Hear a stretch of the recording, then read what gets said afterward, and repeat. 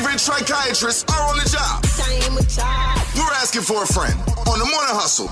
Oh, yeah, man. And this portion of the Morning Hustle being brought to you by Toyota. Make a powerful statement every time you pull up in a pickup. That's changing the game. The all-new Tundra. Toyota. Let's go places. Now, one of those places that somebody thought that was going to go is the D.L. Hughley or Kanye West's house for a big battle and a big brawl. Now, D.L. Hughley took to his airwaves yesterday to talk about the things that popped off over the weekend between him and Kanye, and he was breaking it down in only a way that D.L. Hughley can. Now, when you talk about goons... And it ended up the dudes who I called work with the dudes he know. So it ended up being, hey, man, we'll stay out of it. It's between y'all. I said, all right, that's fine. That's crazy when you use the same goon service. So they both call goons?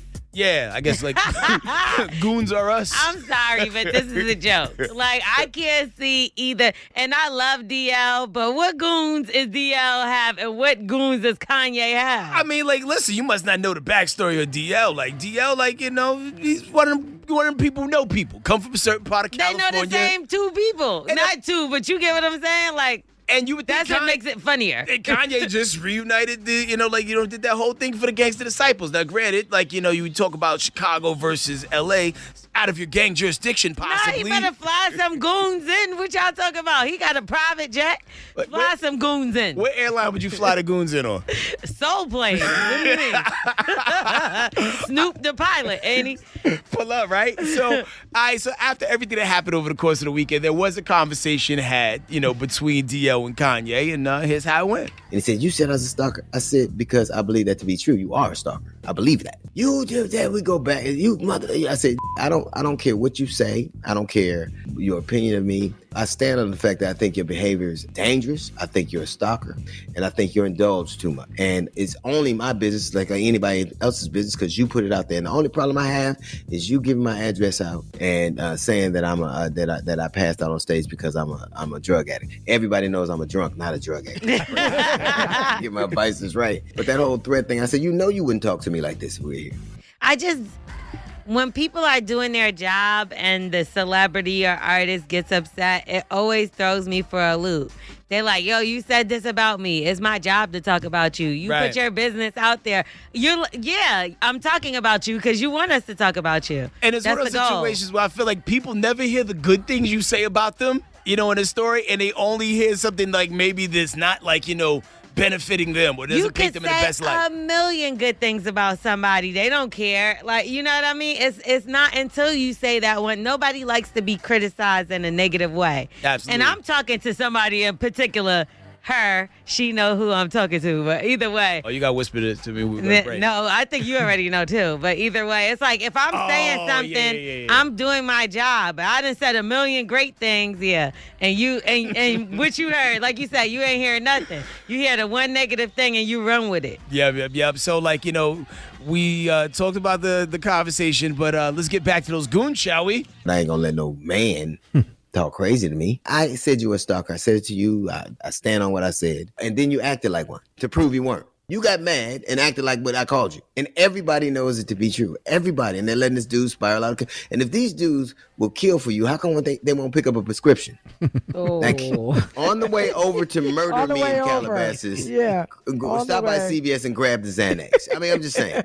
If you will pop a cap in somebody, why don't you push and twist one down and open up some medicine? That's all I'm saying. What's the murder rate in Calabasas? 2. And it's usually old age. People just gotta age out. Yeah, they got me dying over here. No, but both of them are doing the same thing to each other, so it makes no sense. Because D.L. Hughley's like, I'm a little bit upset because you said I was on drugs. And then you telling him he need to be taking drugs. You really don't know what's wrong with that man and his medical past. So they both throwing around insults. I mean, they're using their skill set. Like, DL is a comedian, so DL is going to take a certain level of shots. Kanye is a passionate, rap they're both artist doing guy. their job. So what is the goons? Where y'all get goons from? Well, here's DL back on his job. Oh, my God. You know how crazy you got to be to make a Kardashian date a white dude? You know how crazy? Once you go black, you never go back until you date a crazy dude. And then you go, I had enough of these. What Pete Davidson did, when Pete said, where you at? And he said, I'm in bed with your wife. I'd have killed myself right then and there. And he showed a picture of it? Oh, man. Oh, my God, that was horrible. Oh, my God. Because it goes from one thing to the other. It's like first it's your woman, then it's about your kids. And like even today, she's like, he sees his kids all the time. So if you don't want nobody in your business, don't put nobody in your business. But I don't know who you think you're scaring. Not with them. I know what you did last summer, Boots. You're crazy. I wouldn't get beat up by the Gordon's fisherman. Are you crazy? Gordon's fisherman is hilarious. Yo, but like, has there ever been a situation where you like somebody like joked on you so hard to where like you want to tee off on them in real life? No. I got into it with people because I joke too much sometimes. And when You said a lot without saying a lot. Because like I remember one time I got into it with this guy I didn't really know, and we were joking.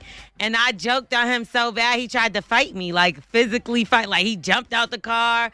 I guess he didn't like my jokes, but it was funny at first. Like he was laughing until everybody started laughing at him. Well, I feel like this has happened to a lot of hustlers out there. Hit us up, 866-HUSTLE, 866-487-8538. What is the situation that you found yourself in where someone went too far and you wanted to fight them on sight, all right? They were being honest, but the honesty level that they took it was a little bit beyond what you was prepared to deal with. And you're like, you know what? Let me roll my sleeves up and get busy real quick. 866-HUSTLE, 866-487-8538. We asking for a friend. Good morning. I had a situation where, it always happened on Facebook. The whole screenshot game. That whole screenshot game is ridiculous. Somebody posted your messages before, you said screenshot it. Like if you get with somebody or they try to holler at them on the inbox or whatever, and then they just start going in on you. They start going in on you.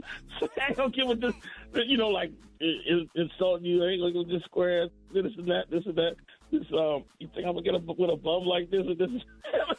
Look at how he coming to me. But they was going back and forth with you too. But they only like take a excerpt that's taken out of context and put it up there and make you look stupid with it. But if you read all the rest in context, they was right there with you talking with you too. You know what I'm saying? Well, right now you're at a bigger pedestal than that person was on when they put you on blast. You want to put them on blast? I'm going to say this. It's a DJ right now in my hometown that's doing it right now to another DJ. And to me, I think it's so immature because now we grown now. That's high school stuff. You feel me? There it is, man. Yo, appreciate you taking the higher road, man. Not mad at you, homie. Morning hustle, man. What's the situation where somebody kept it so real with you wanted to fight? Okay, I'm calling from Lithonia, Georgia. So this story is really about what my 10-year-old son did. So over the weekend, I took him to a friend's house for her to babysit. This 10-year-old walks in the house full of people and yells out, "Whose knockoff Yeezys are these?" Everybody's house out. Oh, my God, boy, shut up. I wanted to kill him. I was so embarrassed. Why do kids be having such an eye for that sort of thing, more so than adults do? Because sometimes adults don't care.